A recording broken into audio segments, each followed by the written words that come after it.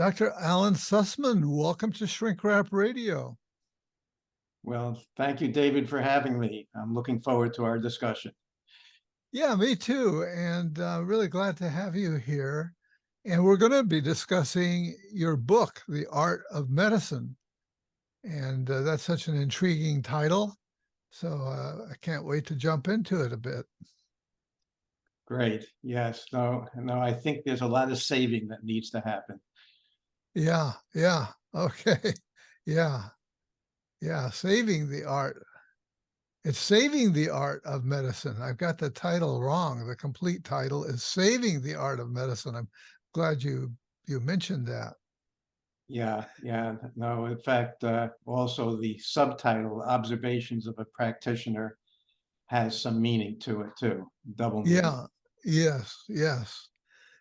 Okay. So it seems like you had a bit of a wake-up call in terms of a more humanistic or holistic approach to medicine than you started with. Yes, absolutely. When I was growing up, I was probably be called a nerd. Uh, I, I, Me too. I was I was very academic. Had very high IQ in terms of mathematics and science, and I thought all the answers to life was in science and math. Uh, Yeah, I can understand that. Now, we're going to be discussing a major change that partly will explain that in a bit, but I'm wondering what was the catalyst? I'm wondering if there was anything, say, in your childhood or your disposition, despite the way you described yourself, that might have foreshadowed this potential humanistic leaning. well, it was the humanistic part gradually grew, but there was a general change in my thought processes about what life was all about, and that science was not the whole answer. It goes all the way back to high school, where I ended up on a yin yang situation of, on one hand, I was very Freudian and was reading everything that Freud had ever Uh-huh. written. And Yeah. so all the answers were there. And Wow. then I got very involved in D.H. Lawrence. And the interesting thing is that D.H. Lawrence wrote a book about Freud, where he was very vindictive about Freud, and Oh, Freud was in the mind, and D.H. Lawrence was in the gut. yeah. Wow, that's interesting. I did not know that bit of Freudian history. That's fascinating.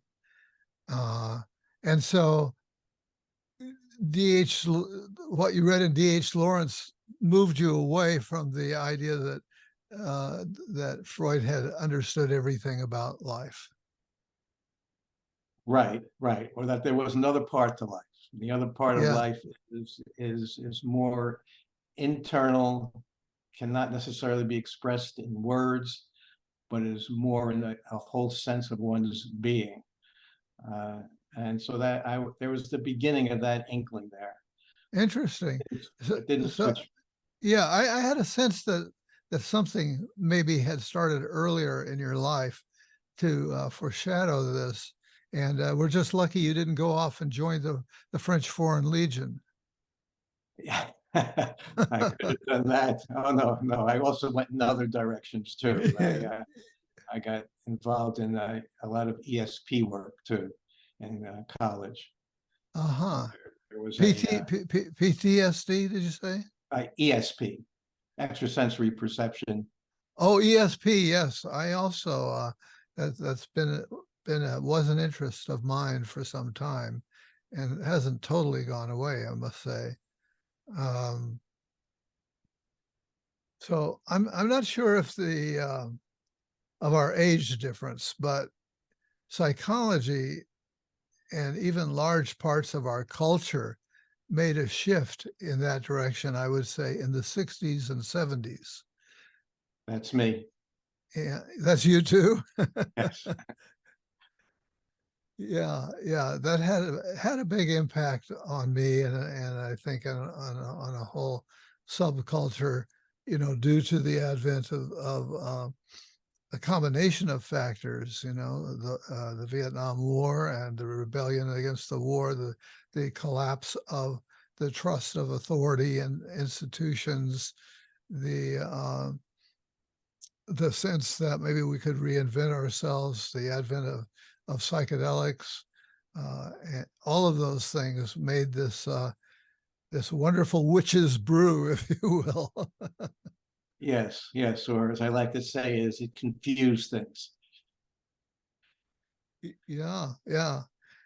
So, so in your book, you hearken back to earlier times when physicians spent more time with their patients and listened more deeply. Take us through that a bit. Okay, well, if we go all the way back, we say what was medicine at the beginning? Yeah. Medicine probably came from shamanism. And in shamanism, you had a I'm very, glad to hear you say that, because I've said that on my show many times, not about medicine as much as about psychology in general, and certainly clinical psychology, quotes the healing arts. But go ahead. yes, yes, yes. So anyway, it's a very, as you know, it's a very strong ritualistic practice in which there is a very strong bonding between the practitioner and the patient, Right. and a belief system that's very closely aligned or becomes aligned during that process. And my belief is that is therapeutic. Uh, Yeah, and, I agree. and it was also at a very intense level, which is hard to replicate in modern era, but can at least be considered as an element in good healthcare. Yeah, yeah. Um, and so then moving it forward in time, what happened? Well, the when you look at the Greek times, and you talk about Hippocrates, and there was still the Hippocratic oath that we have. Uh, the Hippocrates said that that that he's more interested in knowing who the patient is of the disease than the disease itself. It was a time of true observation, Yeah, in terms of treatment and diagnosis at that time. Because if you look at the underlying reasoning that was used for why diseases happened, they didn't get it right. But but that doesn't mean that they couldn't achieve a lot through that. And so it wasn't until you got to uh, uh, the Renaissance, you now had looking more at the body. It wasn't until almost the 15th, 16th century that you started even looking at the body of human beings. You were only looking at animals beforehand. You couldn't look at human cadavers. So eventually you started approaching what was going on um, with the human being rather than a more fanciful way of looking at it. Uh, and then, of course, it's the 19th century that everything really broke through, at which time modern science really came to bear. Uh, and, uh, and we started particularizing. And this is the big point that I like to make in my book is that science is wonderful. We wouldn't be talking right now without it. yeah, But but but science is very particular in what it does. So it's doing very little chunks of what it's trying to say, and then we have to interpret it. And that's has an importance, but what I feel right now, it's become overly important.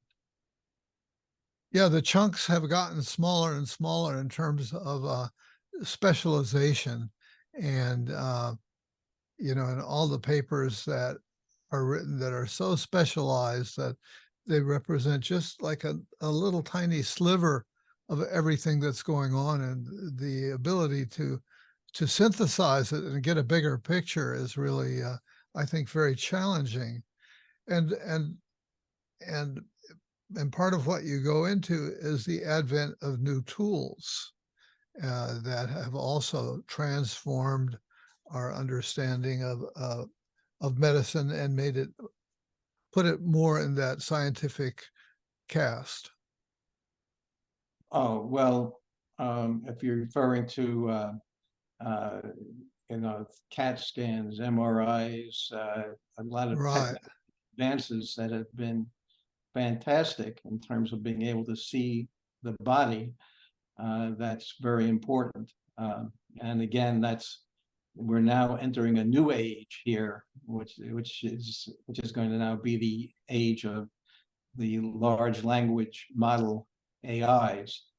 Oh, That's yeah. transform things. That's going to transform things again. Uh, and at some point, if you want, we can talk about how that's going to be good and bad. Yeah, yeah, I'm very interested in that topic as well, so I look forward to that. So, talk about the science of medicine versus the art of a bit more, because your book is really about the art of medicine. I'm Right. sorry, I've got a cough going here. Okay.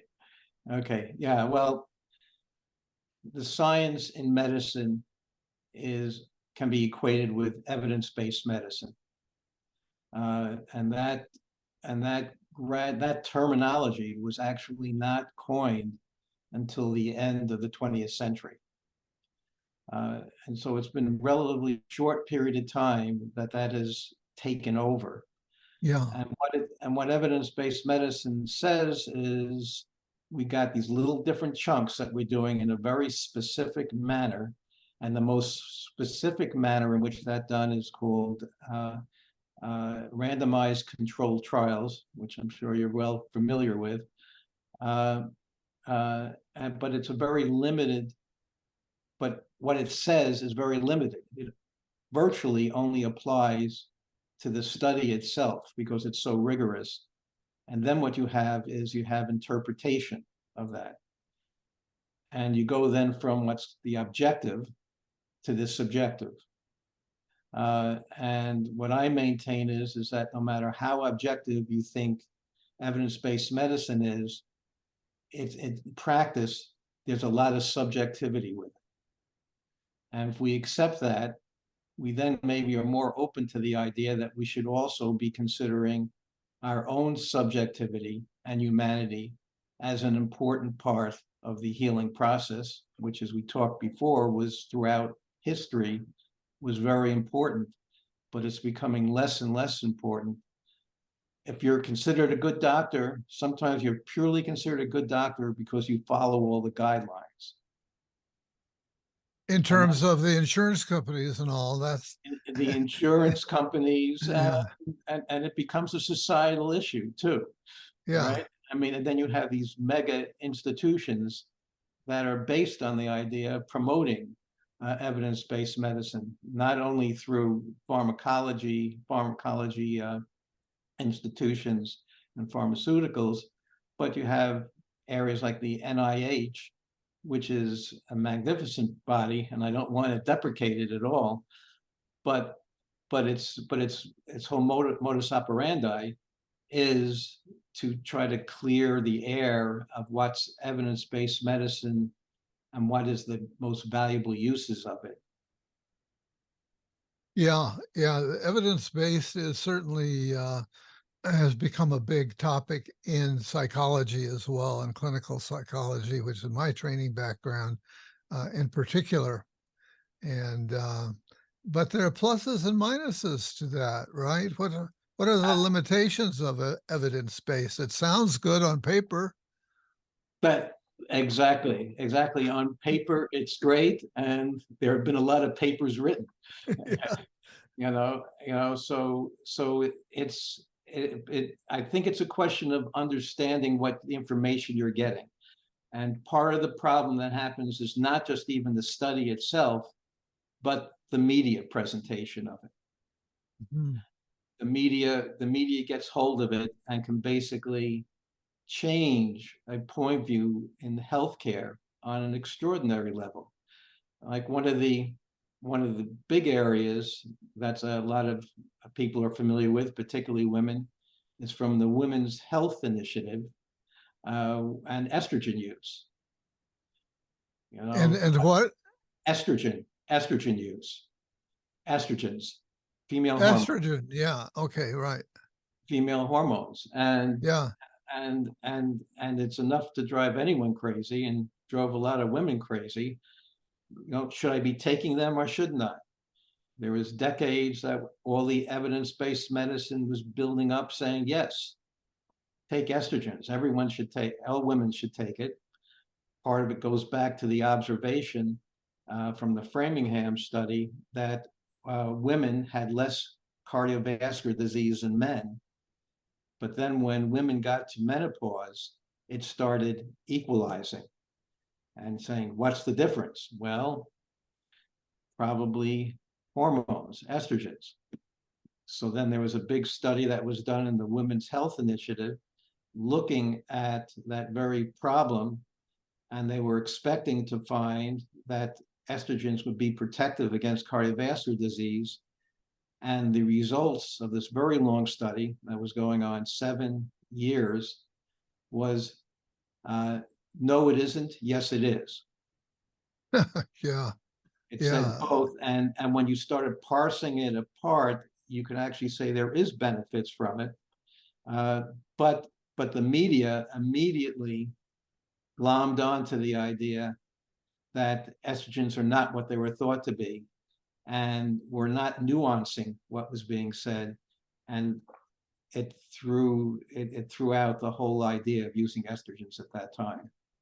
Uh-huh. Good example. Uh, and it also brings to mind that another sort of major limitation that we're coming to understand is that a lot of these, the tests, the double blind studies, and so on, they only go up to a certain age. I'm in an age that's beyond the age that they go up to. So it turns out that everything that gets prescribed to me that I need to do and take, et cetera, has not been tested in a rigorous way in my age group.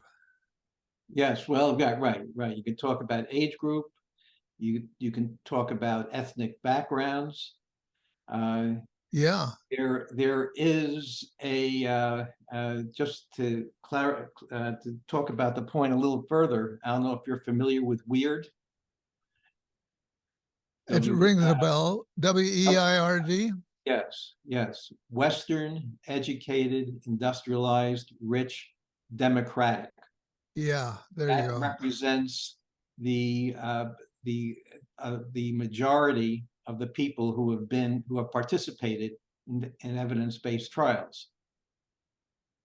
Right. And we're just starting to be aware. The people who are outside that are calling our attention to the fact that, hey, this isn't based on us.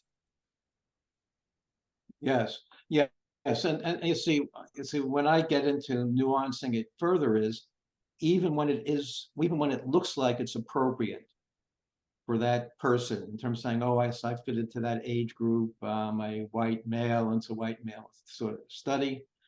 There are so many other factors that can be involved that aren't looked at, that it could still not be important or the most important way for that individual to look at it.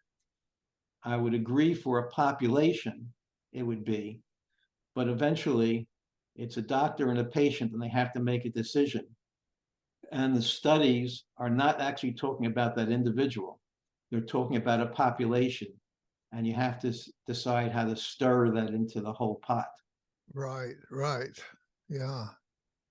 So we should probably mention at this point that this late in the game that actually your field for most of your professional life has been uh, that you're board certified endocrinologist for 34 years, and Right. it had more of, and you were more of an academic practitioner. And then somehow you switched. Talk to us about what shifted you then into becoming a more generalized medical practitioner. Right. Well, it was a major change in my life, which is which was traumatic, physically traumatic, where I fell off a roof. The details of which I won't give you. It's horrified people when they've heard it. So, Yeah. but I grabbed onto the eave, corrugated eave, when I was falling off. It was only one story, but I cut 8 tendons in my hand. And Oh, suddenly, the things that I used to do to balance my life out at that point, which was tennis and playing piano, yeah. gone. Um, and Actually, my hand never completely recovered. Eventually, my shoulder wasn't good because of it. So physically, I changed, and someone had brought up the idea of a men's group to join that they asked before if I was interested in, and I did. And they were supposedly going to do meditation. It was a book by Robert Bly, um, Sure. and they weren't really meditating, but there was meditations in there. So I decided I was going to learn how to meditate, and Uh-huh. that really changed my whole perspective on life at that point. Wow. And at the meantime, so that was a major shift in what became important in my life. But also the humanistic part became just a question of keep on practicing with patients. I just enjoyed practice. I enjoyed being with patients. I developed a lot of close relationships with patients, and I realized how important my interaction was with them, to the point there were times where I would be with a patient and we would spend 15, 20 minutes. And at the end of it, I was saying, now, how in the world am I going to bill for this? Right. Right. The patient left very satisfied, felt as though we really hadn't talked about things that were important to them and in their life, but I had no idea what the right billing code was. Unfortunately, you have to lie. You have to fudge it a bit, right? Yes, That's what happens. yeah, absolutely, absolutely. I would come Uh, up with something, but I just knew it did not actually relate to exactly what happened and the importance of what happened. yeah, I relate to so much of what you've said, down to the level of I've been in a men's group for something like 32 years or 38 years. And one of the members of our men's group was a roofer and fell from the roof. And he's shorter now than he used to be. Yeah, So, yeah. and we also, went through meditation and I have a background in humanistic psychology. And so I really can relate to everything that you're saying here. Uh, so let's talk more about the art and you've already emphasized that you're not anti-science, but Exactly. I'm very pro science. yeah, yeah, pro science. So, as am I. I'm not anti-science either. Um, but it requires, talk about meditation. I mean, it's a fine balancing act, really, to hold multiple perspectives and multiple realities, multiple versions of reality, right? That is, I could not have said that better.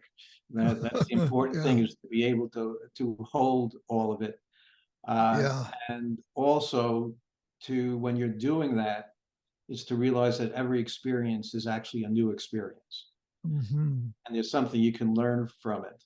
And Yeah. it's like Sherlock Holmes said that every time he approached a new case, it was with an absolutely blank mind. Hmm. So in other words, to be able to really draw in all the possibilities of what's there. And if you're just looking at the evidence-based part of it, you don't have a blank mind. Yeah. Yeah. So in the course of this transformation, you've looked into a lot of alternative medicine approaches, and I think you have the impression that you found value in some, Yes. and others either not so much or worse. Oh, well, as is true in all of medicine, right? Right. I mean, there's, I think it's a part of the armamentarium that should be there.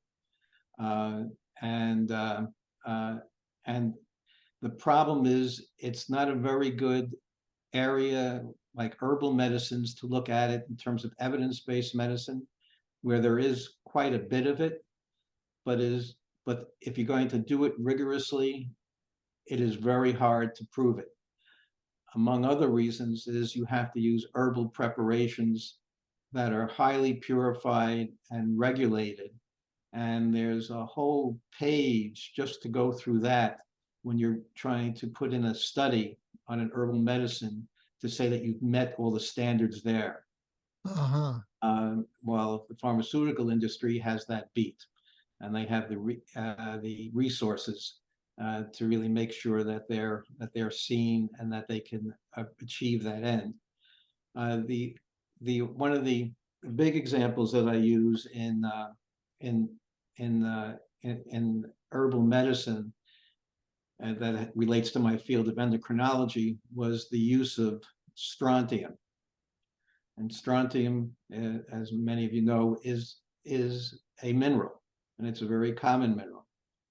But it has benefits to the bone where it can help bone development, incretion, as well as prevent the destruction of bone in a way that's probably better than the pharmaceutical agents that's out there on a theoretic basis, for sure. And strontium was never used very much because they say, where's the evidence for it? Well, to do evidence for it, you have to do a big study. To do a big study, you got to have a lot of money and Yeah. time.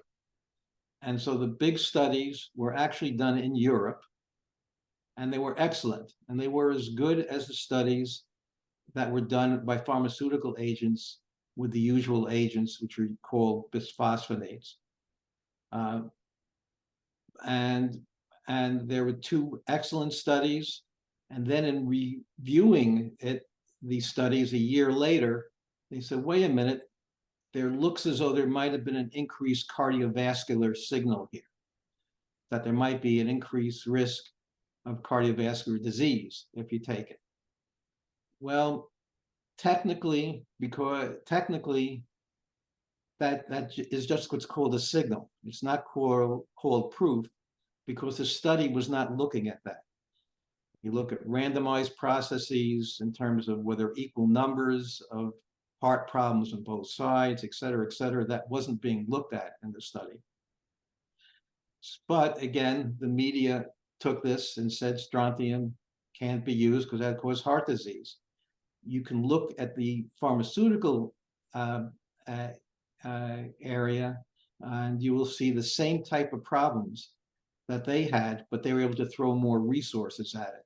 So the basic problem is resources. There aren't the resources to try to prove herbal medicines as much as there is for the pharmaceuticals that are present from the pharmacology institutions. Yeah. So the point that that I think you're underscoring here is that um, the demands of the insurance companies and so on are so stringent that people can't afford to do the research uh, that would, quotes, prove the efficacy Right, exactly. of their approach. Yeah, Now, some of the things that I think you mentioned being favorably influenced by are uh,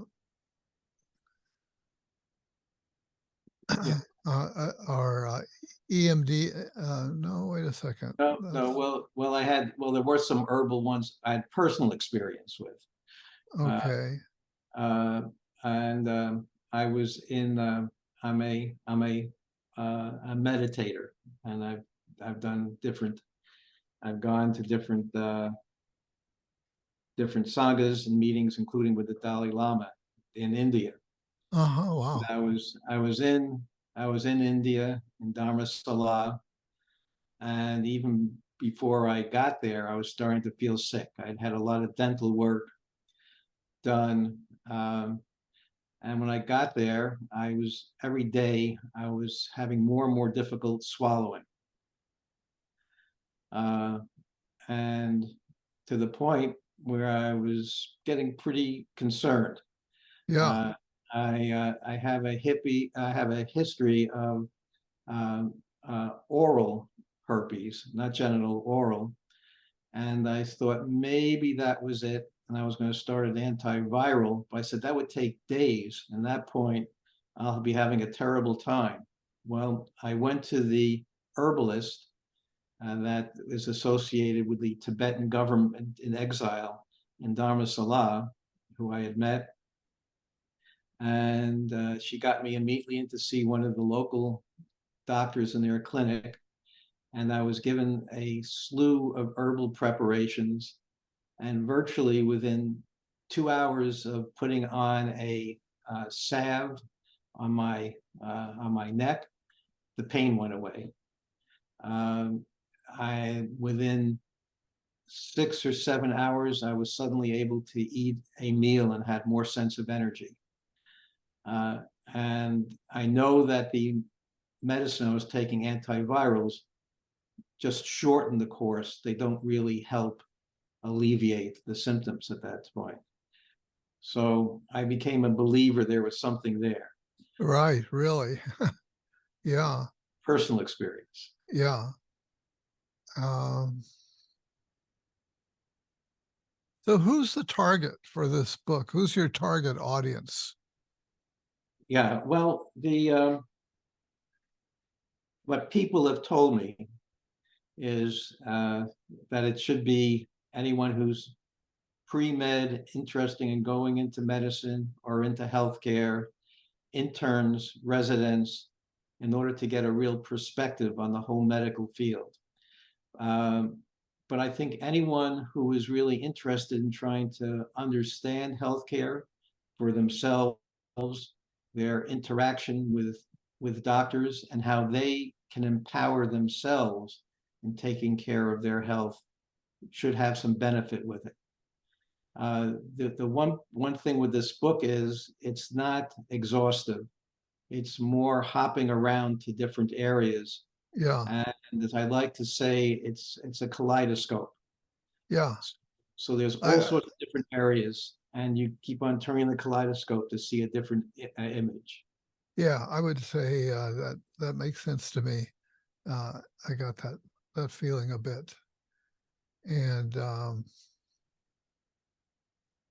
one of the things that you talked about that caught my eye was you talk about rigor versus rigidity. Yes, Yeah, exactly. say a bit Yes, about that. yeah, yeah, right, right, right. The rigor is, you look at evidence-based medicine, it is very rigorous, which means that it's very precise in the way it's put together. You have to have randomized people, and you have to determine how you're going to randomize them. And there's computer programs for that. Every visit has to be very well thought out of and determined. Gathering information is done in a very particular way. Everything is very rigorous, very much to a letter, what's going on. So that's good. That can lead to, unfortunately, to rigidity once the study is out there. You can say, here, we got this study. Now I know what this means. You're being rigid about it. You're saying because you did that one study that you've now understand the whole field or the concept with it. and you Uh-huh. don't. Uh-huh. And as you know, science never tells you what's something true. It only tells you what something isn't. Yeah, and it can only talk in terms of probabilities as well, right? So Yes, we can't reach certainty.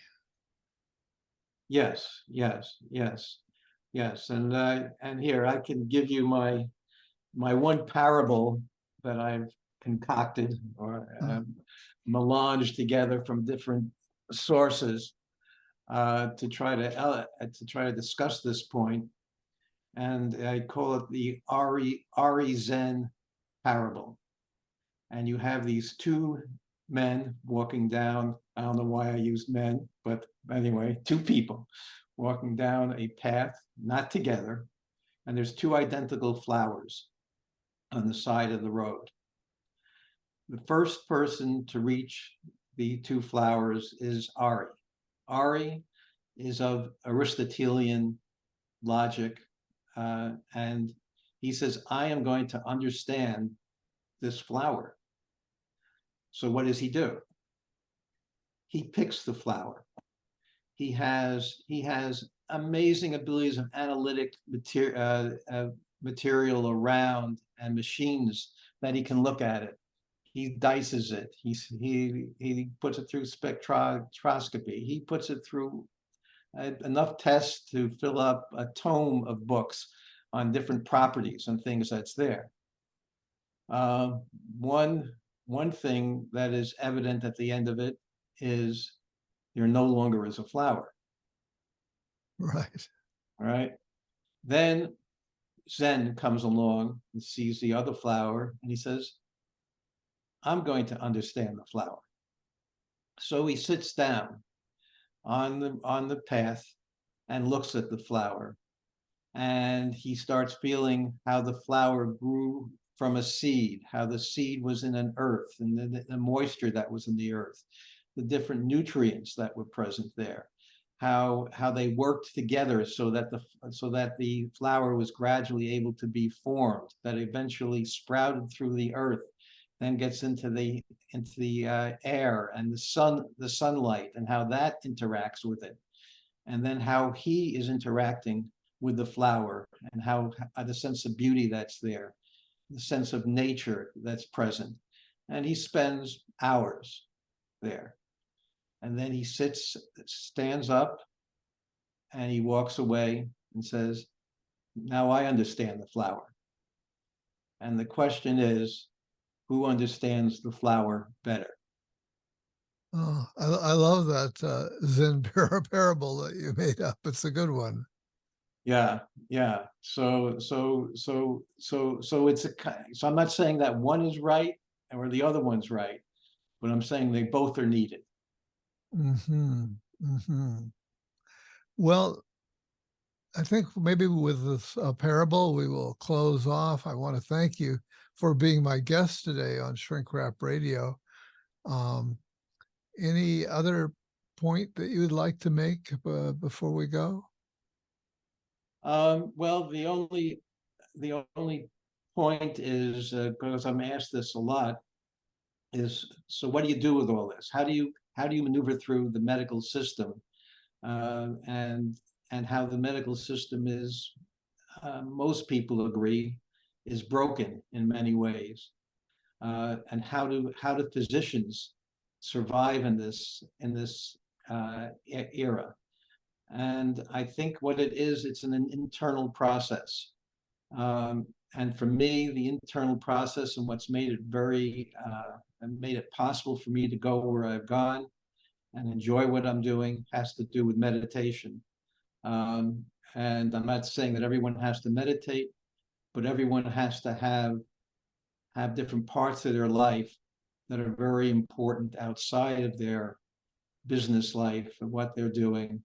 And meditation for me was very important because it allowed me to be open and present. And that's the important thing. So I would like to just say it's very important that someone be present with their patient and be open and have humility. Wonderful. That's a wonderful wrap up. Dr. Allen Sussman, thank you for being my guest today on Shrink Wrap Radio.